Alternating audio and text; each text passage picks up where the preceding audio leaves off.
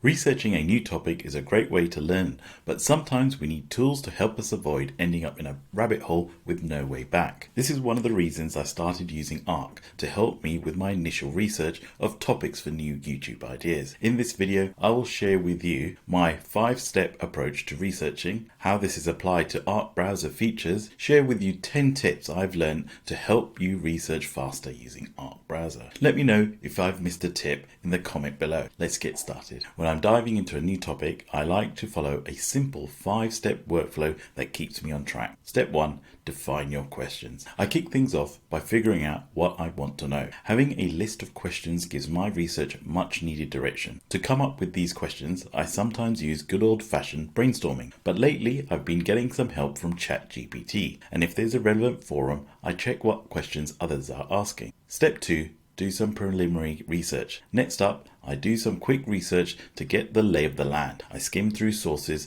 to see if any of my questions can be answered right away and to pick out keywords that might be worth investigating. Step 3. Collect and evaluate sources. It's time to gather sources, but I don't just grab anything. I think about where the info is coming from and who's behind it and how recent it is. Credibility is the key here. As technology moves and developers update their products, it's important to me to be as accurate as possible at the time I'm writing. Step 4. Organize and analyze. This is my favorite part, getting everything in order. I group related keywords into subtopics and categories, which helps me figure out how I want to present this information to someone else. By organizing my thoughts, I can mix ideas from different sources and even come up with some new ideas. Step 5, outline. Finally, I create an outline for each subtopic, putting everything into a logical order. This is where I also make a note of any loose ends or areas that might need more research. Once I got my outline, I'm ready to start writing, whether that's in Craft or if I need to dig deeper in Obsidian. Now, let's see how Arc features help me with my workflow. Let me walk you through some of the unique features of Arc browser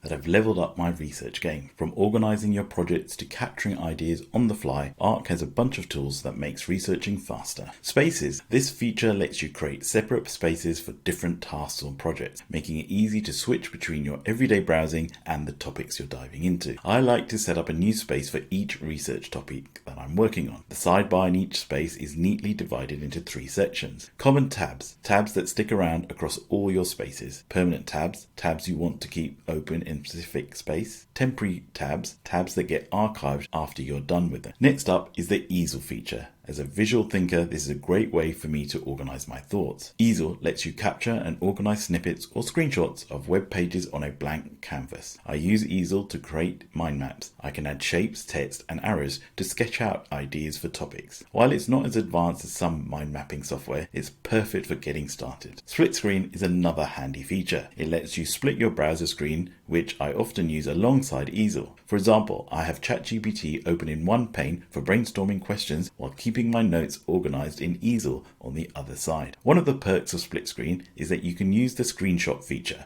to capture important info from websites and drop it directly into your Easel. Just hit Site Control button to find the option to screen capture a portion or the whole web page, or press Command Shift 2. Arc browser works out what portion of the web page you are capturing and adapts accordingly. Once captured, you can send it to your Easel. Then there's Little Arc Browser. This feature allows you to browse quickly without distractions. I usually activate it by shift clicking on a link in split screen, which opens up Little Arc Browser. Sharing research. I also like that Arc allows you to share spaces and easels with other users. This allows you to collaborate with others and share sources you have found on the topic. Last but not least is the AI integration feature, which you can activate under Maps in the settings. This enables some cool AI-powered tools like 5-second preview summary of web pages and an Ask on Page function that makes browsing more efficient and reduces tab overload. I use the 5-second preview to get a summary of the page. Just press Shift and hover over a link, and Arc Browser generates a handy summary that you can copy straight into your Easel. All these features makes Arc an awesome tool for research, and I'm excited to see how they will keep improving it with researchers in mind. Now that you got a feel of how Arc can improve your research, I want to share some of the tips I've picked up along the way. These 10 tips have made my research process smoother and quicker. Let's dive into some tips and tricks